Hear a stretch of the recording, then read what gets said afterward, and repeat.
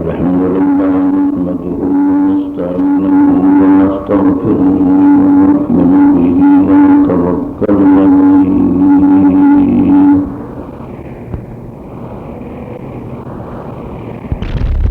ونعوذ بالله من شرور أنفسنا ومن سيئات أعمالنا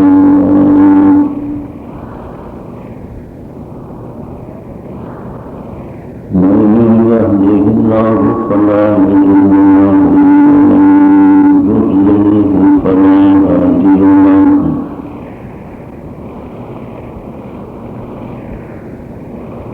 ونشهد أن لا إله إلا الله وحده لا شريك له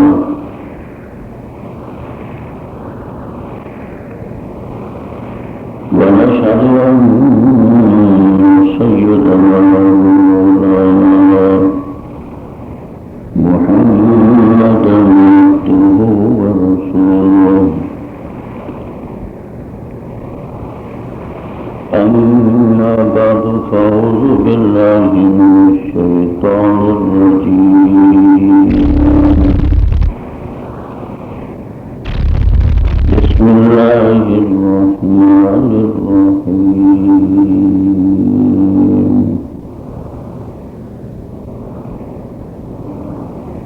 لقد كان لكم في رسول الله أسوة حسنة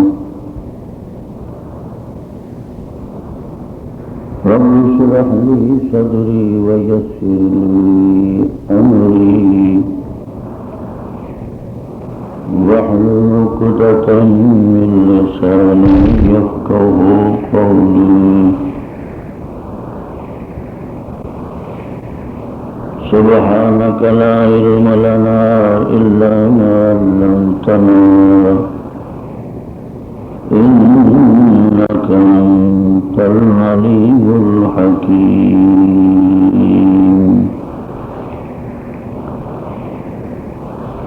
صدق الله مولانا العظيم وبلغنا رسوله النبي الكريم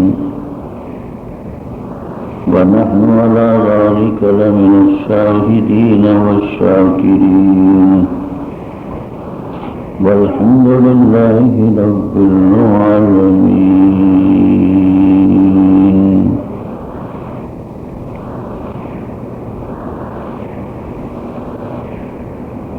انہوں دس کی آئی آگے تھے انہوں کے اندر تک چلتا ہے باہر تو نہیں چلتا. قابل صد احترام دوستو، جناب رسول مقبول صلی اللہ علیہ وسلم کی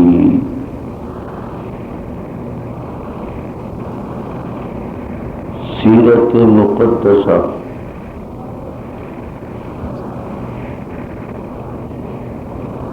آپ کا اسوہ حسنہ مسلسل کئی جمعوں سے آپ حضرات کے سامنے یہ سیرت کا مضمون پیش کیا جا رہا ہے. حضور پاک صلی اللہ علیہ وسلم کی سیرت طیبہ جامع کامل اکمل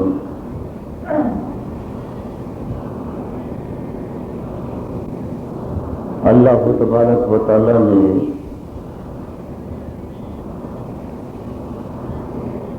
حضور کی سیرت کو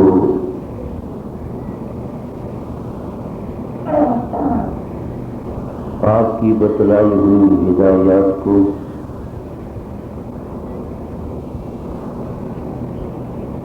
قیامت تک جاری رکھنا ہے. ہم سب کی فلاح، کامیابی، فوز دارین، قبر کی کامیابی آخرت کی کامیابی وہ اسی بات کے اندر مضمر ہے، اسی بات میں پوشیدہ ہے کہ جس قدر بھی ہو سکے اپنی زندگی کو حضور پاک صلی اللہ علیہ وسلم کے طریقوں پر، آپ کی راہ پر، آپ کی بتلائی ہوئی ہدایات کے مطابق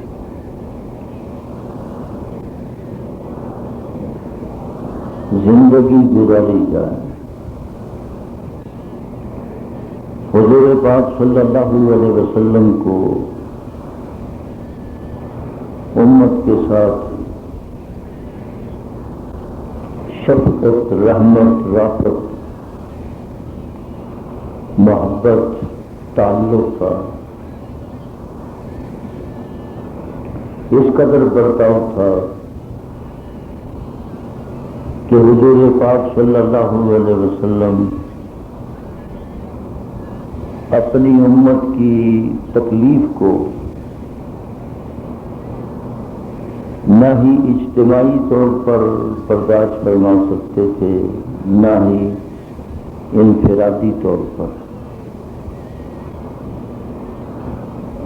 جب بھی حضور پاک صلی اللہ علیہ وسلم نے محسوس فرمایا کہ اس بات کی، اس حکم کی تکلیف اجتماعی طور پر میری امت کو پہنچے گی، تو حضور پاک صلی اللہ علیہ وسلم نے پھر اس سلسلے میں ایسی رہنمائی فرمائی کہ امت کو ذرہ برابر بھی تکلیف نہ ہو۔ مثال کے طور پر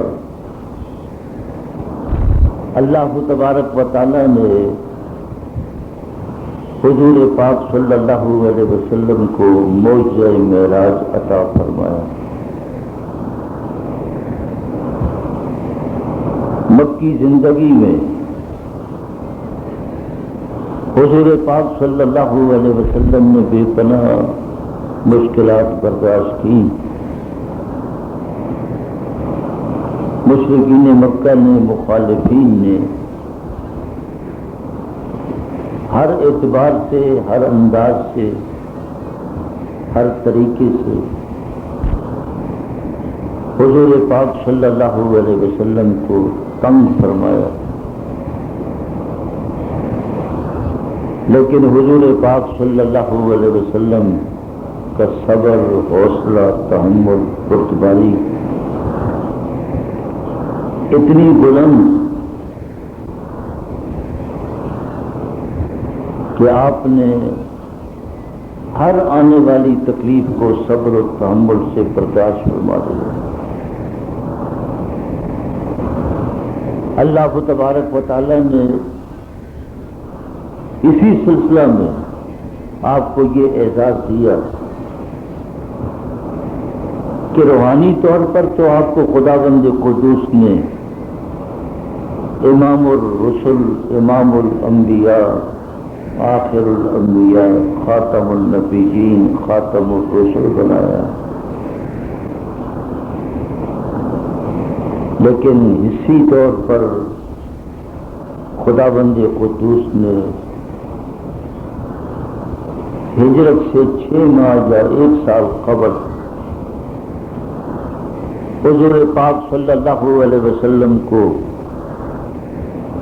معجزہ معراج عطا کیا، معراج کروائی۔ اسی واقعہ معراج کو قرآن پاک نے اس انداز سے ذکر فرمایا، سبحان الذي أسرى بعبده ليلا من المسجد الحرام إلى المسجد الأقصى الذي باركنا حوله لنريه کہ سبحان پاک ہے وہ ذات. لفظ سبحان نے سارے سوالات، سارے اعتراضات جو حضور پاک صلی اللہ علیہ وسلم کے اس واقعہ معراج پر لوگوں نے کرنے تھے، خداوند قدوس نے لفظ سبحان سے جواب دے دیا. سبحان پاک ہے، اللہ لے جانے والا ہے، اس کی قدرت بڑی وسیع ہے، وہ اپنی قدرتوں کا مالک ہے. وہ اللہ اپنے پیغمبر کو، اپنے نبی و رسول کو پوری رات نہیں بلکہ رات کے ایک حصے میں مکہ مکرمہ سے بیت المقدس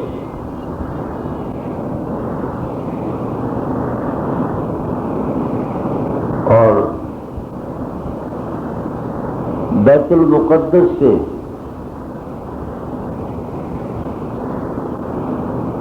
پہلا آسمان، دوسرا، تیسرا، ساتواں، آسمانوں سے اوپر عرش، اللہ تبارک و تعالیٰ کی خدائی جہاں تک موجود ہے، اللہ پاک اپنی قدرتوں سے اپنے نبی و رسول کو بلندیوں سے اور برتریوں سے اللہ نے نوازا. جب اللہ تبارک و تعالیٰ کے ساتھ حضور پاک صلی اللہ علیہ وسلم کی ملاقات، کلام، تو اللہ نے ہم کلامی کا شرف عطا کی ہے. حضرت موسیٰ علیہ السلام کو بھی اللہ نے معراج کروائی تھی، وہ کوئی دور تک تھی. وَكَلَّمَ اللَّهُ مُوسَىٰ تَكْلِيمًا. حضرت موسیٰ علیہ السلام اپنے اللہ سے ہم کلام ہوئے تھے، لیکن حضور پاک صلی اللہ علیہ وسلم کو حالت بیداری میں، خواب میں تو کئی بار حضور پاک صلی اللہ علیہ وسلم کو معراج ہوتی رہی. قرآن پاک میں جس موضوع معراج کا ذکر ہے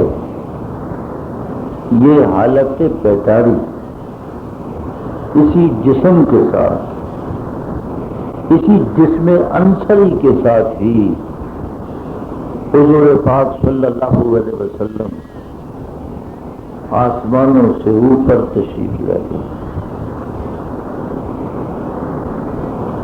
وَأَوْحَىٰ إِلَىٰ عَبْدِهِ مَا أَوْحَىٰ. قرآن پاک نے سورہ نجم میں اس کا منتہا آخری اس کا ذکر فرمایا. وَأَوْحَىٰ إِلَىٰ عَبْدِهِ مَا أَوْحَىٰ. پھر اللہ تبارک و تعالیٰ کی طرف سے حضور پر جو وحی ہونی تھی سو وحی ہوئی.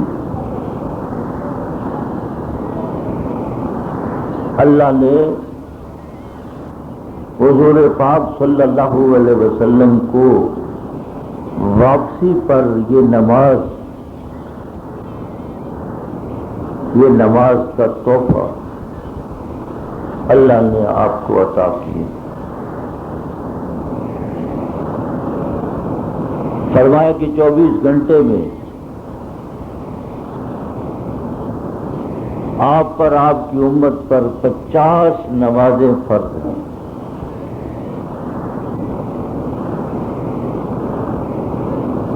اب 50 نمازیں، یہ نمازوں کا تحفہ، نمازوں کی فرضیت حضور پاک صلی اللہ علیہ وسلم لے کر تشریف لائے. حضرت سیدنا موسیٰ علیہ السلام چوتھے آسمان پر موجود تھے. جاتے ہوئے بھی ملاقات ہوئی، واپسی پر پھر حضرت موسیٰ علیہ السلام کے ساتھ ملاقات ہوئی. حضرت موسیٰ علیہ السلام نے پوچھا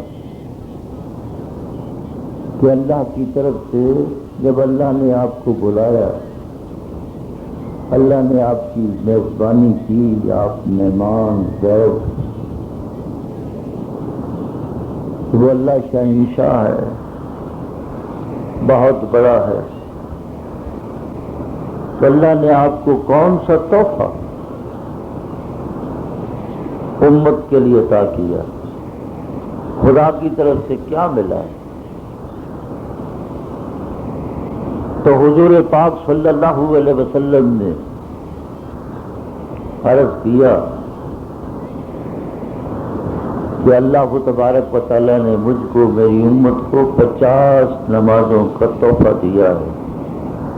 50 نمازیں میری امت پر فرض ہو چکی. حضرت موسیٰ علیہ السلام نے عرض کیا کہ میری امت پر 2 نمازیں اللہ نے فرض کی تھی، تو میری امت 2 نمازیں ادا نہ کر سکی. آپ کی امت 50 نمازیں کیسے ادا کرے گی؟ اس لیے ابھی وقت ہے، آپ دوبارہ تشریف لے جائیں، اللہ کی حضور عرض کریں کہ اس میں تخفیف ہو، معافی ہو، کمی ہو.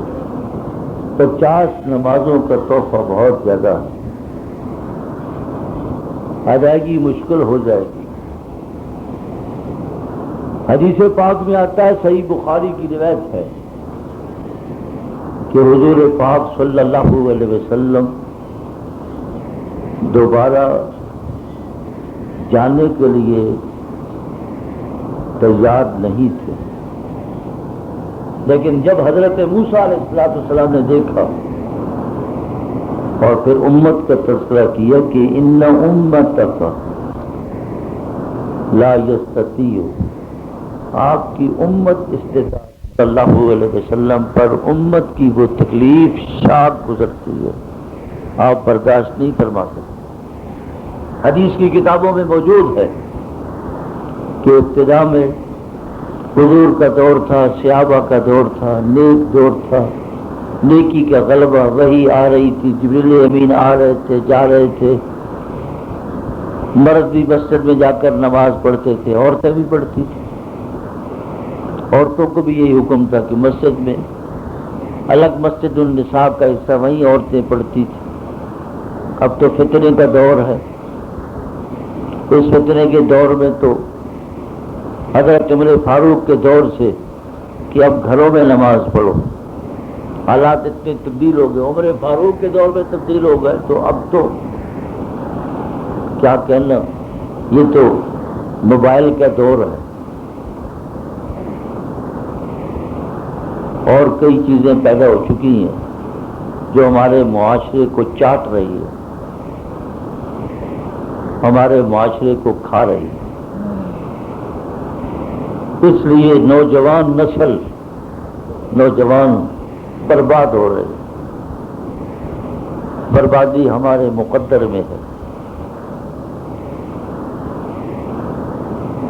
تو حدیث پاک میں آتا ہے کہ جب حضور پاک صلی اللہ علیہ وسلم قرات کر رہے ہوتے، کسی بچے یا کسی بچی کی رونے کی آواز آتی، کیونکہ بچے بھی ساتھ ہوتے تھے، چھوٹا بچہ ہے تو ساتھ ہی ہے ماں کے ساتھ. اب وہ رو رہا ہے، نماز میں اس کی ماں کھڑی ہوئی ہے، تو حدیث پاک میں آتا ہے کہ آپ نماز کو مختصر فرما دیتے تھے. اللہ، اس لیے مختصر کرتے تھے کہ اگر نماز لمبی ہوگی، بچہ اس کا رو رہا ہے، تو ماں کی توجہ اب بچے کی طرف ہوگی. پریشان ہو گئی. اس کی پریشانی کو ختم کرنے کے لیے آپ نے نماز مختصر بلکہ فرائض کے بارے میں ایک صحابی نے شکایت کی ایک صحابی کی کہ حضور یہ بڑی دیر سے آتے ہیں یہاں آپ کے پاس آ جاتے ہیں پھر عشاء کی نماز پڑھ کر جاتے ہیں ہمیں نماز پڑھاتے ہیں لمبی لمبی صورتیں پڑھتے ہیں ہم مزدور ہیں سارا دن کھیتوں میں باغوں میں کام کرتے ہیں ہمیں نیند آ جاتی ہے پھر لمبی لمبی رکعتیں پڑھتے ہیں.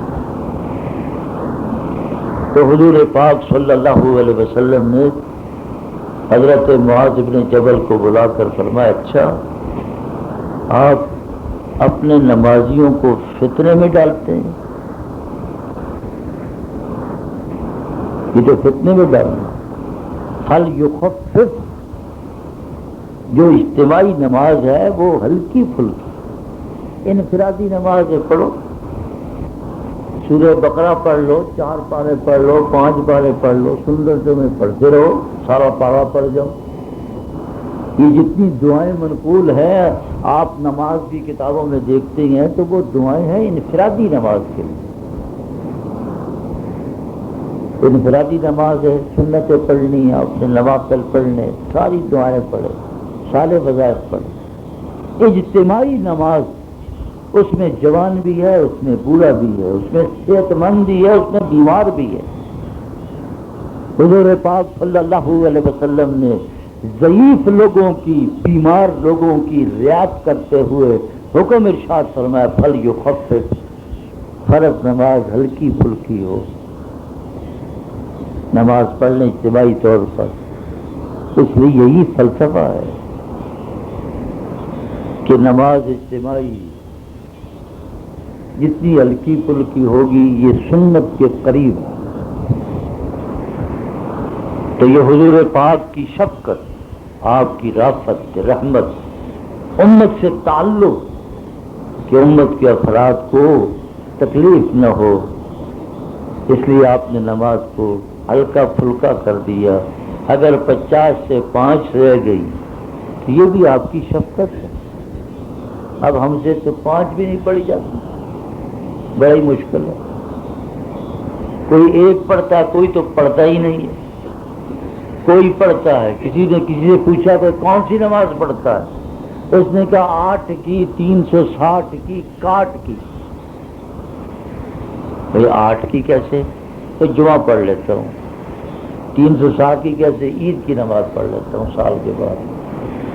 چلو یہ کاٹ کیا ہے کبھی کوئی رشتہ دار فوت ہو جائے جنازہ آ جائے تو وہ اس میں بھی شریک ہو جاتا ہے.